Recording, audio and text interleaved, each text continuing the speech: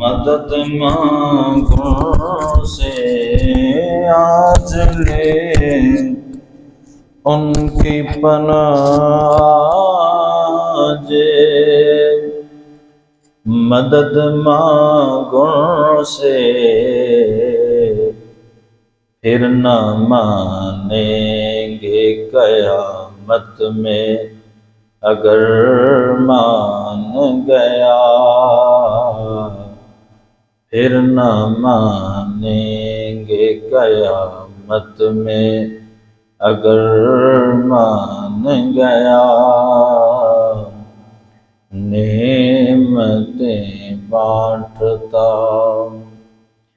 اور جان و دل ہوش و خرد سب تو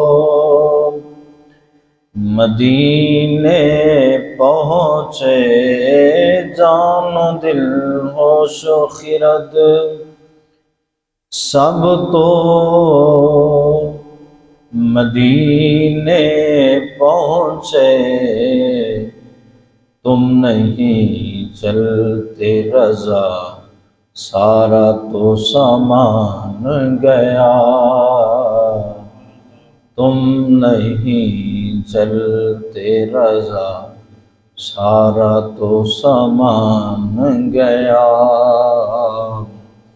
نعمتیں بانٹتا جس سمت وہ ذیشان گیا ساتھ ہی منشی رحمت کا قلم دان گیا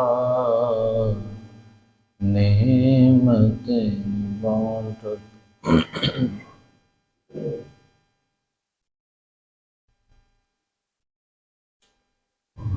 ایک ٹیشو تو لا دو اللہ رب العزت کی حمد و ثنا کے بعد جو وحدہ اللہ شریک کے شان مقدسہ کے لائق ہے عرض کرنے کے بعد دوستان جی وقار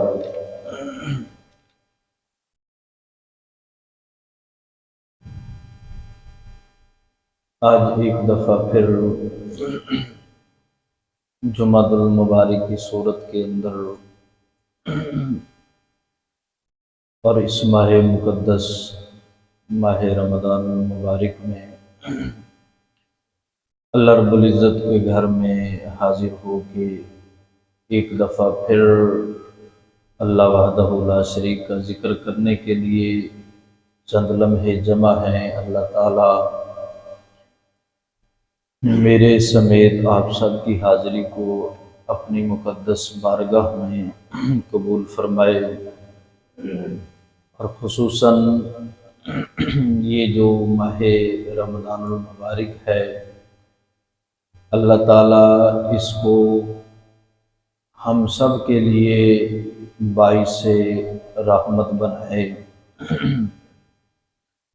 اور اللہ تعالیٰ پوری امت مسلمہ پہ اس ماہ مقدس کا صدقہ اپنی خصوصی نظر رحمت فرمائے اور اللہ تعالیٰ جو دکھی مسلمان دکھوں کے اندر زندگی بسر کر رہے ہیں اللہ تعالیٰ ان دکھوں کی زندگی کو سکھوں میں تبدیل فرمائے اور اللہ تعالیٰ بے امنوں کو بے وطنوں کو سکون کی اور اپنے وطن کی دولت عطا فرمائے یقیناً یہ زندگی بڑی مختصر زندگی ہے اور اس دنیا کے اندر ہر بندہ مسافر ہے زندگی مسافروں والے گزار رہا ہے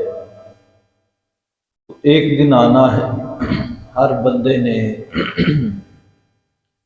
اس دنیا کو چھوڑ کے حقیقی زندگی کی طرف چلے جانا ہے اور اصل ایمان والے اور جو عقل مند بندے ہوتے ہیں وہ اس دنیا میں رہ کے اپنی زندگی کو اور اپنی زندگی کے جو سانس ہیں وہ رب کے ذکر سے غافل ہو کے زندگی نہیں گزارتے، بلکہ اپنی زندگی کو رب کے ذکر میں گزارتے ہیں۔ اللہ تعالی ہمارے زندگی کے جو باقی سانس ہیں اپنی فکر میں، اپنے ذکر میں اور اپنی بندگی میں بسر کرنے کی توفیق عطا فرمائے۔ تو جو آج موضوع ہے وہ ایک بڑا اہم موضوع ہے، چونکہ 2 ہجری اور 17 رمضان المبارک کو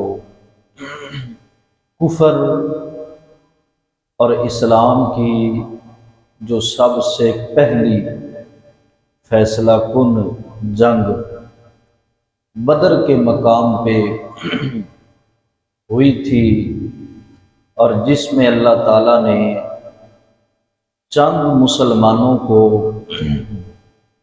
جو تقریباً 313 کی تعداد میں تھے اور ساز و سامان کی کمی تھی، لیکن اس کے باوجود اللہ تعالیٰ نے ان مسلمانوں کو ان کافروں پہ غلبہ عطا فرما دیا، اور قیامت تک آنے والے مسلمانوں کو اللہ نے یہ بتا دیا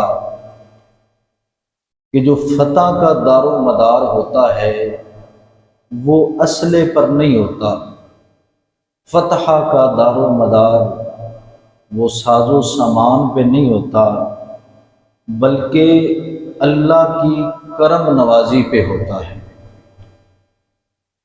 زیادہ وسائل سے بندہ ترقی نہیں کرتا، زیادہ وسائل سے بندہ کامیابی نہیں کرتا، بلکہ کم من فیۃ قلیلۃ، قرآن پاک میں آیا ہے کہ کتنے ہی چھوٹے لشکر ہیں، اللہ فرماتا ہے جو بڑے لشکروں پہ غالب آ جاتے ہیں۔ اور اس کی سب سے بڑی مثال جو ہے وہ جنگ بدر کی ہے۔ اللہ پاک نے قرآن پاک میں ارشاد فرمایا کہ وَلَقَدْ نَصَرَكُمُ اللَّهُ بِبَدْرٍ وَأَنْتُمْ أَذِلَّةٌ، فرمایا اللہ تعالیٰ نے، بے شک اللہ نے تمہاری بدر میں مدد فرمائی، وَأَنْتُمْ أَذِلَّةٌ، اور تم بالکل کمزور تھے، کوئی ہتھیار زیادہ نہیں تھے، کوئی اسلحہ زیادہ نہیں تھا، یہاں تک کہ کچھ صحابہ ایسے تھے کہ جنہوں نے تہ باندھا تھا اور اوپر قمیض نہیں تھی، چادر نہیں تھی۔ آپ نے آج تک کوئی ایسی آرمی نہیں دیکھی ہوگی، ایسی فوج نہیں دیکھی ہوگی کہ جس کے لیے اوپر شرٹ ہو، قمیض پہننے کے لیے قمیض نہ ہو، نیچے ان کے لیے پردے کے لیے چادر ہو۔ کوئی ایسی آرمی آپ کو، ایسی کوئی بھی فوج نظر نہیں آئے گی دنیا کے اندر۔ کوئی غریب سے غریب بھی ملک ہے لیکن اس کی ایسی فوج نہیں ہے جس کے سپاہی کے پاس شلوار ہے اور قمیض نہیں ہے۔ کوئی بھی ایسی آپ کو فوج نہیں ملے گی، لیکن کچھ ایسے تھے کہ جن کے پاس قمیض نہیں تھی، جسم ننگا تھا، لیکن اللہ پاک نے پھر انہیں ایسی ان کی مدد فرمائی، ان کی ایسی نصرت فرمائی کہ صحابہ سے ڈر کے وہ کافر آگے آگے بھاگ رہے تھے۔ اس قدر اللہ پاک نے ان مسلمانوں کو، ان صحابہ کو اللہ پاک نے ان کی مدد فرمائی، انہیں غلبہ عطا فرمایا، اور جس میں اللہ رب العزت نے مسلمانوں کو ہزاروں کافروں پہ غلبہ دیا تھا۔ مسلمانوں کو اللہ پاک نے ہزاروں کافروں پر غلبہ دے کر بلندی عطا فرمائی، اور اللہ نے اپنی غیبی مدد مسلمانوں کو فرشتوں کے ذریعے عطا فرمائی۔ ملائکہ کو اللہ پاک نے نازل فرمایا، اور کئی صحابہ نے یہ مشاہدہ کیا۔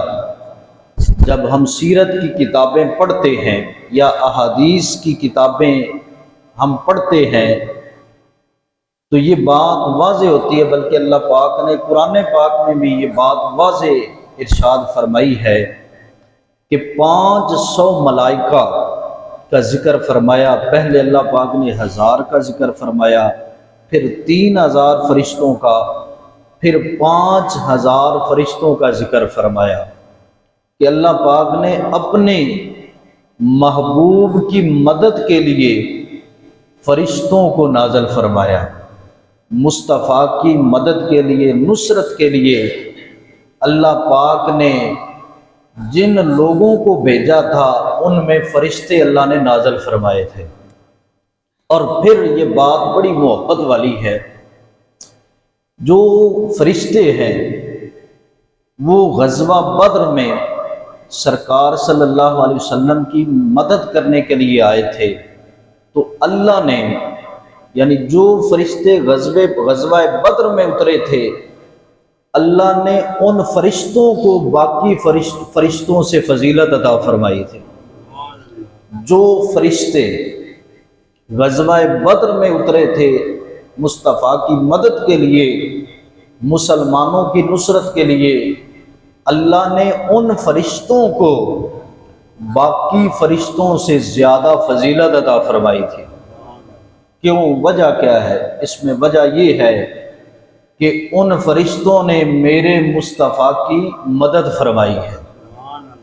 اس مدد کی وجہ سے اللہ نے باقی فرشتوں سے ان فرشتوں کو فضیلت عطا فرمائی ہے۔ اور بخاری کی یہ حدیث پاک ہے، ایک دن جناب جبریل علیہ السلام نے حضور صلی اللہ علیہ وسلم سے پوچھا کہ یا رسول اللہ صلی اللہ علیہ وسلم، جو بدر والے صحابہ ہیں انہیں آپ کیا سمجھتے ہیں؟ جو بدر میں صحابہ شامل ہوئے تھے ان کے بارے میں آپ کی کیا رائے ہے؟ تو حضور نے فرمایا وہ صحابہ جو بدر میں شامل ہوئے تھے وہ باقی سارے صحابہ سے افضل ہے۔ فرمایا جو صحابہ بدر میں تھے اللہ نے ان صحابہ کو باقی صحابہ پہ بھی فضیلت عطا فرمائی ہے۔ اب آگے سے جبریل علیہ السلام نے کیا کہا؟ انہوں نے کہا یا رسول اللہ صلی اللہ علیہ وسلم، ہم بھی جو فرشتے بدر میں آئے تھے ان کو باقی فرشتوں سے افضل سمجھتے ہیں۔ وہ صحابہ بھی عظمت والے ہیں جو بدر میں شامل تھے، لیکن جبریل نے کہا یا رسول اللہ ہم ان فرشتوں کو بھی سلام پیش کرتے ہیں، ہم ان فرشتوں کو بھی افضل سمجھتے ہیں جو فرشتے جنگ بدر میں نازل ہوئے تھے۔ ارے جو 5000 فرشتے اللہ نے حضور کے لشکر میں شامل فرمائے تھے، ان فرشتوں کو اللہ نے باقی فرشتوں پر فضیلت عطا فرمائی۔ کیوں عطا فرمائی؟ کیونکہ انہیں خدمت رسول کرنے کا موقع ملا ہے، سرکار کی خدمت کرنے کا ان فرشتوں کو موقع ملا ہے۔ اسی وجہ سے اللہ نے ان فرشتوں کو باقی فرشتوں سے زیادہ فضیلت عطا فرمائی ہے، کیونکہ انہوں نے میرے مصطفیٰ کی خدمت کی ہے۔ خدمت کرنے کی وجہ سے اللہ نے ان صحابہ کو، ان فرشتوں کو باقی فرشتوں سے اور باقی صحابہ سے فضیلت عطا فرمائی ہے۔ اور ایک صحابی وہ بیان کرتے ہیں کہ میں جنگ لڑ رہا تھا تو میں نے ایک عجیب منظر دیکھا کہ حضور صلی اللہ علیہ وسلم کے دائیں طرف اور بائیں طرف دو صحابی تھے۔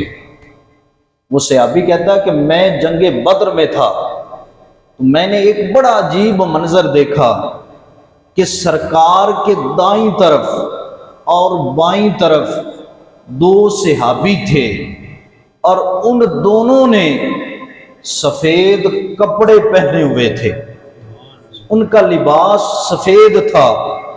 ایک حضور کے دائیں طرف تلوار لے کر کھڑا تھا اور ایک بائیں طرف تلوار لے کر کھڑا تھا۔ اور اگلی بات بڑی محبت والی ہے، وہ صحابی کہتے ہیں خدا کی عزت کی قسم ہے میں نے ان کو نہ کبھی پہلے اس جگہ پہ دیکھا تھا اور نہ ہی جنگ بدر کے بعد انہیں یہاں دیکھا تھا۔ کہتے ہیں کہ میں نے نہ انہیں پہلے ان لوگوں کو کہیں دیکھا تھا اور نہ ہی جنگ بدر کے بعد انہیں کہیں دیکھا تھا۔ آگے فرماتے ہیں کہ مجھے لگتا یہ تھا کہ ایک جبریل تھا دوسرا میکائیل تھا۔ وہ کہتے ہیں کہ وہ ایک جو تھا نا سرکار کے دائیں طرف سرکار کی سکیورٹی کر رہا تھا وہ ایک جبریل تھا اور بائیں طرف میکائیل تھا۔ تو اللہ نے سرکار کی سیکیورٹی کرنے کے لیے حضور کی مدد کرنے کے لیے جن لوگوں کی ڈیوٹی لگائی تھی ان کو فرشتے کہتے ہیں۔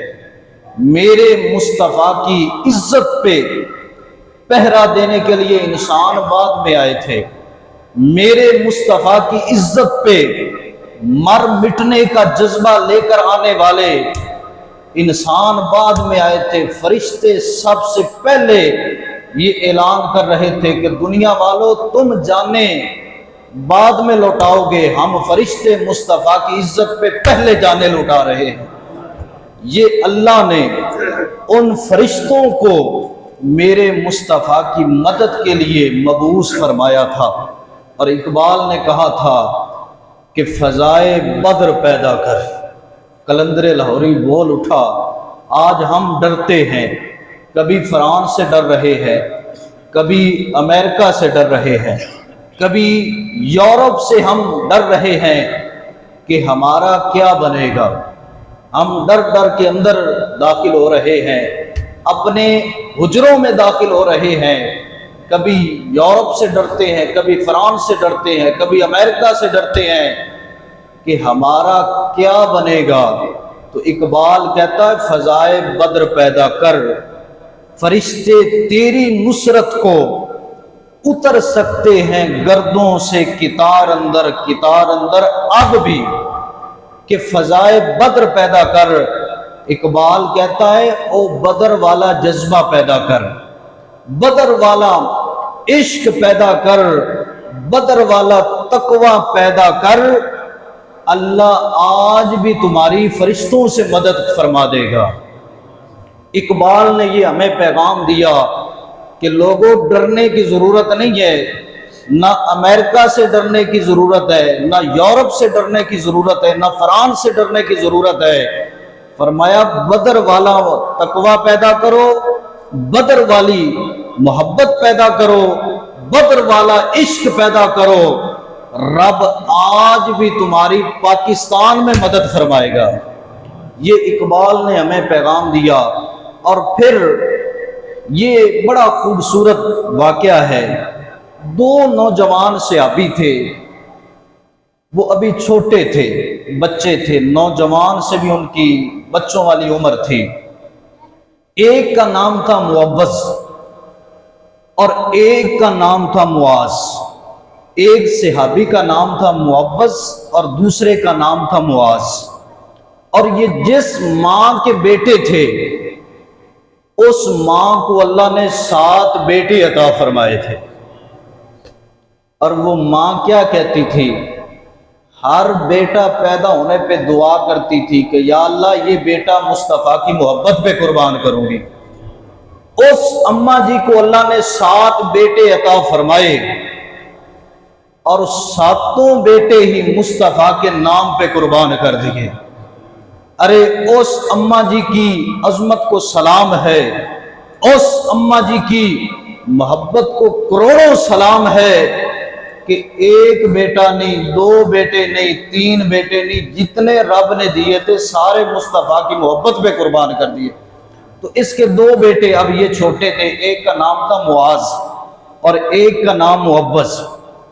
اب یہ دونوں گھر سے مشورہ کر کے نکلے تھے، دونوں بھائی آپس میں کہہ رہے تھے کہ بھائی آج ہم نے ابو جہل کو قتل کر کے آنا ہے۔ گھر سے نکلے اور آپس میں باتیں کر رہے تھے کہ بھائی جان آج تو اور میں آپس میں وعدہ کرتے ہیں کہ آج ابو جہل کو ہم نے قتل کر کے آنا ہے۔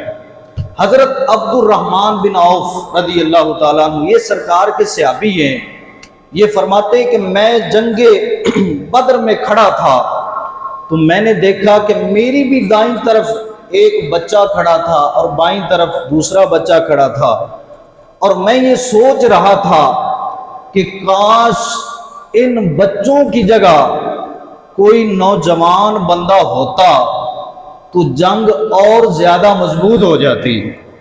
وہ حضرت عبد الرحمن بن عوف کہتے ہیں میں یہ سوچ رہا تھا، تو پھر حضرت عبد الرحمن بن عوف کہتا ہے کہ ان بچوں نے دونوں نے میری طرف دیکھا اور انہوں نے دیکھ کے کہا کہ چاچا تو نے ابو جہل کو دیکھا ہے، تو ابو جہل کو جانتا ہے؟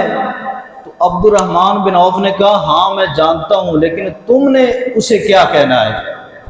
تو انہوں نے آگے سے کہا کہ آج ہم نے گھر سے قسم اٹھائی تھی کہ آج ہم ابو جہل کو قتل کر کے واپس گھر آئیں گے۔ تو عبد الرحمن بن عوف نے کہا میں نے ان سے پوچھا کہ کیوں قتل کرنا چاہتے ہو، وجہ کیا ہے؟ انہوں نے جو جواب دیا وہ آج لکھنے کے قابل ہے۔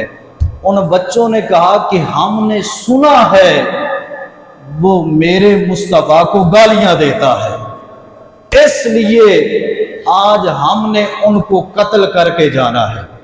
اب عبد الرحمن بن عوف کہتا تھوڑی دیر ہوئی، ادھر سے ابو جہل اونٹنی پہ سوار تھا، وہ آ گیا۔ وہ کہتے ہیں کہ میں نے دیکھا وہ دونوں بھائی شیروں کی طرح ابو جہل کو پڑ گئے تھے اور دونوں نے مارنا شروع کر دیا، مارتے مارتے دونوں نے قتل کر دیا، اور پھر دونوں دوڑ کے مصطفیٰ کی بارگاہ میں آئے اور دونوں کہتے ہیں یا رسول اللہ ہم نے ابو جہل کو قتل کر دیا ہے۔ ایک کہتا حضور میں نے کیا ہے، دوسرا کہتا ہے حضور میں نے کیا ہے۔ اب سرکار نے فرمایا تم ایسا کرو، تم دونوں اپنی تلواریں دکھاؤ، تمہاری تلواروں سے پتہ چلے گا کہ کس نے ابو جہل کو قتل کیا ہے۔ اب جب دونوں نے تلواریں نکالی نا تو دونوں کی تلواروں پہ خون لگا ہوا تھا۔ سرکار نے فرمایا تم دونوں کو مبارک ہو، تم دونوں نے ابو جہل کو قتل کیا ہے۔ یہ جذبہ تھا شہادت کا، یہ جذبہ تھا مصطفیٰ کی محبت پہ جان قربان کرنے کا۔ اور پھر ایک مقام پہ جنگ بدر میں اتنی کم سواریاں تھیں کہ ایک اونٹ پر 3 صحابہ سوار ہوتے تھے۔ جنگ احد میں بہت ساز و سامان کی کمی تھی کہ ایک اونٹ پہ 3 بندے سوار ہوتے تھے، ایک صحابی ایک منزل تک سوار ہوتا، پھر وہ چلتا، پھر دوسرا سوار ہوتا، پھر تیسرا، اسی طرح ایک اونٹ پہ 3 بندے سوار ہوتے تھے۔ اور سرکار صلی اللہ علیہ وسلم اس لشکر کے کمانڈر تھے۔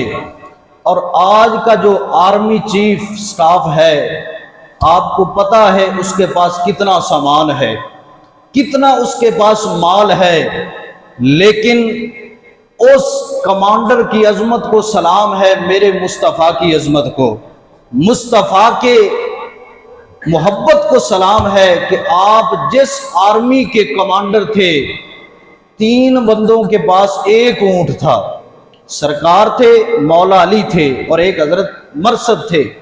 یہ تینوں بندے تھے، ایک اونٹ پہ سوار ہوتے تھے۔ اب تھوڑی دیر سرکار اونٹ پہ بیٹھے، پھر سرکار اترنے لگے، مولا علی بیٹھنے لگے۔ تو مولا علی نے سرکار سے فرمایا یا رسول اللہ آپ نہ اتریں، آپ اونٹ پہ بیٹھے رہیں، آپ ہماری طرف سے ہمارا سفر بھی آپ اونٹ کے اوپر کریں، ہم آپ کے ساتھ ساتھ چلیں گے، آپ ہماری طرف سے بھی اونٹ پہ سفر کریں، ہم پیدل چلیں گے۔ آگے سے سرکار نے کیا فرمایا؟ سرکار نے فرمایا نہ تے تسی میرے تو تکڑے ہو تے نہ ہی تانوں میرے تو ثواب دی زیادہ لوڑ ہے۔ سرکار نے فرمایا اگر طاقت کی بات کی جائے کہ میں تم سے زیادہ طاقتور ہوں، اور اگر ثواب کی بات کی جائے تو تم بھی ثواب لینا چاہتے ہو، میں بھی ثواب لینا چاہتا ہوں۔ جہاں کمانڈر ایسا ہو نا، جہاں کمانڈر عدل کا پیکر ہو، انصاف کرنے والا ہو، پھر رب فرشتے مدد کے لیے نازل فرماتا ہے، پھر رب ان کی مدد فرماتا ہے۔ تو یہ اتنی ساز و سامان کی کمی تھی۔ پھر سرکار چلے جنگ بدر کی طرف، ایک مقام پر پہنچے تو حضور صلی اللہ علیہ وسلم نے صحابہ سے مشورہ فرمایا، صحابہ سے مشورہ فرمایا کہ صحابہ مشورہ دو اب کیا کرنا چاہیے۔ تو حضرت مقداد رضی اللہ تعالیٰ عنہ یہ کھڑے ہو گئے، انہوں نے کہا حضور آپ ہم سے مشورہ لیتے ہیں؟ آپ نے فرمایا کہ ہم حضرت موسیٰ علیہ السلام کی امتی نہیں ہیں، ہم مصطفیٰ کے امتی ہیں۔ کہا آپ ہم سے مشورہ لیتے ہیں کہ کیا کرنا چاہیے؟ تو حضرت مقداد نے کہا یا رسول اللہ اشارہ کرنا آپ کا غلام ہے، آپ کا کام ہے، اور گردنیں کٹانا آپ کے غلاموں کا کام ہے۔ نعرہ تکبیر، اللہ اکبر، نعرہ رسالت، نعرہ حیدری۔ فرمایا ہم موسیٰ علیہ السلام کی امتی نہیں ہیں کہ ان امتیوں نے کہا تھا کہ موسیٰ آپ جانے، آپ کا رب جانے۔ کہا اشارہ کرنا حضور آپ کا کام ہے، اور آپ کے نام پہ گردنیں کٹانا یہ آپ کے غلاموں کا کام ہے۔ پھر اسی طرح حضور نے فرمایا کوئی اور مشورہ دے۔ تو حضرت سعد رضی اللہ تعالی عنہ یہ کھڑے ہو گئے، انہوں نے کہا حضور آپ ہم سے مشورہ لیتے ہیں، اگر بالفرض آپ ہمیں حکم فرمائیں کہ اس دریا میں چھلانگ لگانی ہے تو حکم دینا آپ کا کام ہے، اور دریاؤں میں کود جانا یہ آپ کے غلاموں کا کام ہے۔ آپ حکم کریں، یہ تو بات ہی کوئی نہیں ہے، آپ نے اشارہ کرنا ہے، اشارہ کرنا حضور آپ کا کام ہے، اور آپ پہ جان قربان کرنا آپ کے غلاموں کا کام ہے۔ کیونکہ انہوں نے کہا ہم چوری کھانے والے نہیں ہیں، ہم جانے دینے والے ہیں۔ وہ چوری کھانے والے راستے میں ہی چھوڑ گئے تھے، لیکن حضور ہم نے کلمہ پڑھا ہے تو دل سے کلمہ پڑھا ہے، ہم مصطفیٰ سے بے وفائی نہیں کریں گے، ہم وفادار صحابہ ہیں۔ اور پھر جنگ بدر کے اندر سرکار صفیں درست فرما رہے تھے، یہ بڑا خوبصورت واقعہ ہے۔ سرکار صلی اللہ علیہ وسلم سارے صحابہ کی صفیں درست فرما رہے تھے، تو سرکار کے ہاتھ میں ایک تیر تھا، تو ایک جو صحابی تھا نا وہ صف سے تھوڑا سا آگے کھڑا ہوا تھا۔ اب سرکار نے اسے تیر لگا کے نا تیر مار کے کہا کہ پیچھے اپنی صف میں ہو جاؤ۔ اب اس نے آگے سے کیا کیا؟ اس نے کہا حضور مجھے تیر لگا ہے، مجھے تکلیف ہوئی ہے، لیکن اس کا بدلہ میں آپ سے لوں گا، آپ نے مجھے تیر مارا ہے۔ تو سرکار نے اسی وقت وہ تیر اسے دے دیا، اور سرکار نے فرمایا لو لے لو بدلہ، جو میں نے تمہیں تکلیف دی ہے نا اس کا بدلہ تم لے لو۔ اس نے کہا حضور بدلہ پورا ہونا چاہیے، آپ نے جب مجھے تیر مارا تھا میرے جسم پر قمیض نہیں تھی، حضور آپ بھی قمیض اتاریں پھر میں بدلہ لوں گا۔ اب جب اس صحابی نے یہ کہا نا تو صحابہ غصے میں آ گئے، انہوں نے کہا یار تم یہ بات کیا کر رہے ہو کہ تم مصطفیٰ سے بدلہ لینا چاہتے ہو؟ اس صحابی نے کہا تم چپ رہو، یہ میرا معاملہ ہے یا میرے مصطفیٰ کا معاملہ ہے، تم نے اب ہماری بات میں نہیں آنا۔ اس صحابی نے کہا حضور قمیض اٹھائیں، میں بدلہ لینا چاہتا ہوں۔ اب سرکار نے اپنے جسم سے قمیض اٹھائی، اب وہ صحابی دور کھڑا تھا، وہ دوڑتا دوڑتا آیا، مصطفیٰ کے جسم کو چومنا شروع کر دیا۔ اب سرکار نے پوچھا تو بدلہ لینا چاہتا تھا، تجھے کیا ہوا؟ اس نے کہا حضور میں نے بدلہ کیا لینا تھا، میں تو یہ چاہتا تھا کہ میری موت کا آخری وقت ہے، ہو سکتا ہے میں جنگ بدر میں شہید ہو جاؤں، اور میں یہ چاہتا ہوں کہ جاتے جاتے آپ کا جسم میرے جسم سے مس ہو جائے، میرا جسم آپ کے جسم سے مس ہو جائے، اور اس جسم کے صدقے رب میری جنت کو، قبر کو جنت کا باغ بنا دے۔ یہ صحابہ کی محبت تھی۔ اس صحابی نے کہا حضور بدلہ کیا، ہماری کیا اوقات ہے کہ ہم بدلہ لیں؟ اس صحابی نے کہا حضور میں تو یہ چاہ رہا تھا کہ آپ کے جسم سے میرا جسم مس ہو جائے، اور اس کے صدقے سے اللہ میری قبر کو جنت کا باغ بنا دے۔ یہ جنگ بدر کے اندر صحابہ کا جذبہ تھا۔ صحابہ نے سب کچھ، جان مان تن سب کچھ مصطفیٰ کے قدموں پہ قربان کر دیا تھا۔ اور یقیناً اس صحابی نے یہی کہا ہوگا، وہ سرائیکی کا شاعر ہے، اس نے اس منظر کی ترجمانی اپنے اشعار میں کی۔ اس نے کہا آ مدنی چما پیڈ تیڈے تے لب کھل ویسن جدا تو آسیں۔ یقیناً اس صحابی نے بھی یہی کہا ہوگا کہ آ مدنی چما پیڈ تیڈے لب کھل ویسن جدا تو آسیں، تے میری دل دی ماندڑی کوٹھڑی دے او در کھل ویسن جدا تو آسیں، تے نشاد میں کملی بھولی کو او لگ مل ویسن جدا تو آسیں۔ اس صحابی نے کہا حضور میں بدلہ نہیں لینا چاہتا، میں تو اپنی قسمت پہ ناز کر رہا ہوں کہ حضور اس کے صدقے سے اللہ میری قبر کو جنت کا باغ بنا دے۔ اور پھر یہ بھی اس صحابیہ کا واقعہ ہے کہ ایک وقت تھا، حضرت خنسہ اس صحابیہ کا نام ہے، اس نے ابھی سرکار کا کلمہ نہیں پڑھا تھا کہ اس کا بھائی دور جاہلیت کے اندر قتل ہو گیا تھا، اور یہ اپنے بھائی کے غم میں اتنا روئی، اس نے اتنا ماتم کیا کہ اس کی آنکھوں کی بینائی ختم ہو گئی تھی۔ پھر اللہ نے اس کو 7 بیٹے عطا فرمائے۔ اس عورت کو، اس صحابیہ کو، اس نے جب سرکار کا کلمہ پڑھا تو پھر سرکار کے نام پہ نہ جان دینے کا وقت آ گیا، تو اس نے سارے بیٹوں کو، اپنے 7 بیٹوں کو جمع کیا، اور جمع کر کے فرمایا کہ میرے بیٹوں سرکار کے نام پہ جان دینے کا وقت آ گیا ہے، اب تمہاری کیا رائے ہے؟ تو بیٹے بھی آگے سے حلالی تھے، انہوں نے کہا حضور اماں جی اشارہ کرنا آپ کا کام ہے، اور مصطفیٰ کے نام پہ جان قربان کرنا آپ کے بیٹوں کا کام ہے۔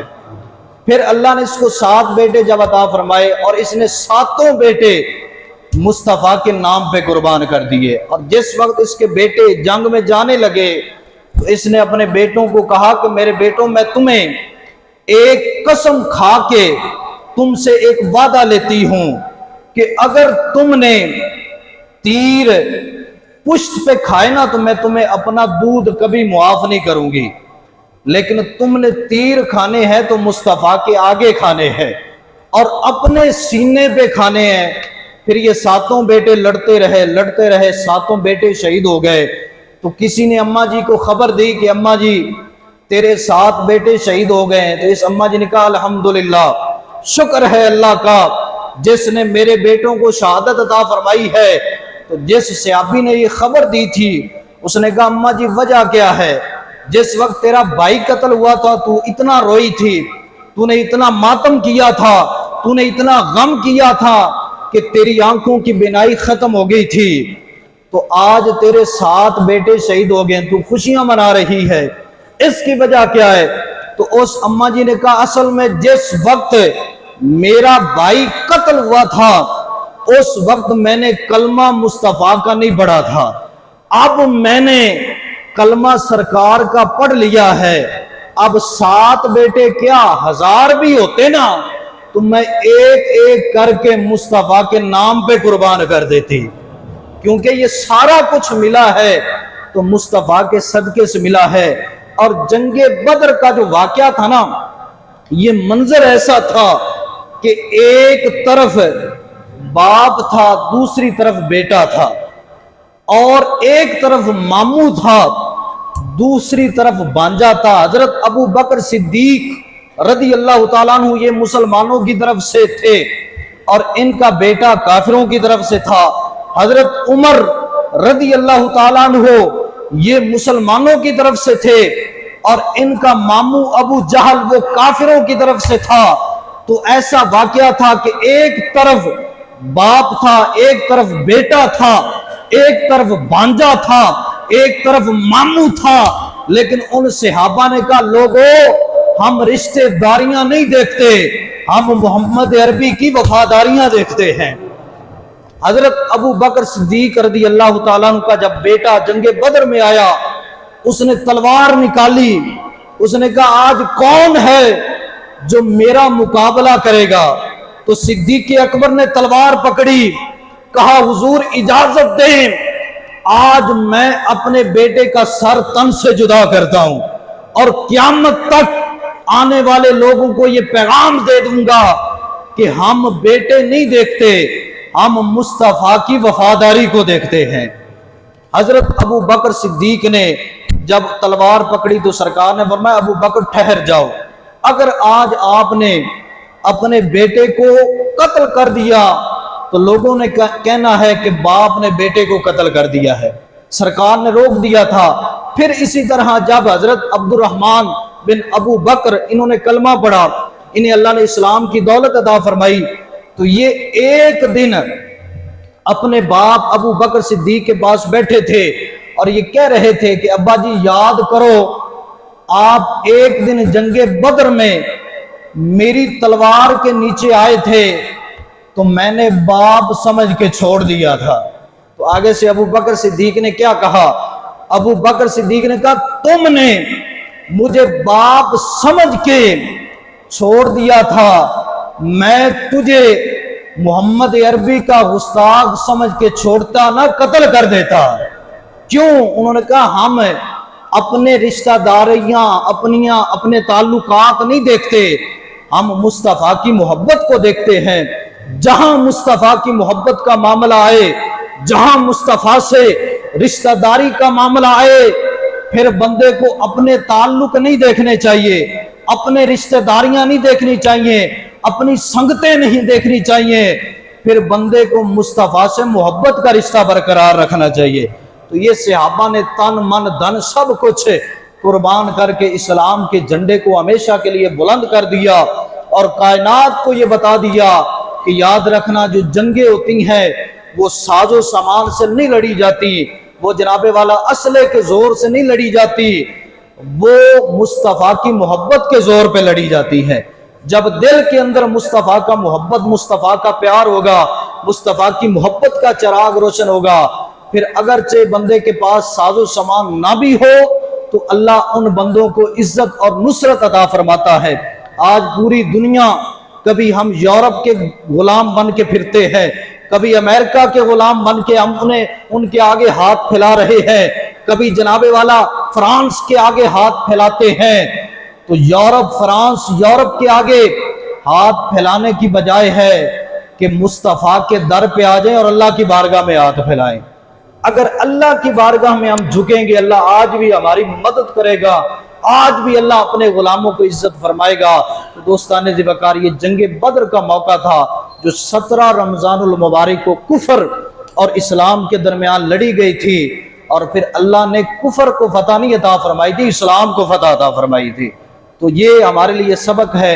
اللہ پاک ہمیں ان صحابہ کی سیرت پہ چل کے اپنی زندگی کو بسر کرنے کی توفیق عطا فرمائے۔ وآخر دعوانا ان الحمدللہ رب العالمین۔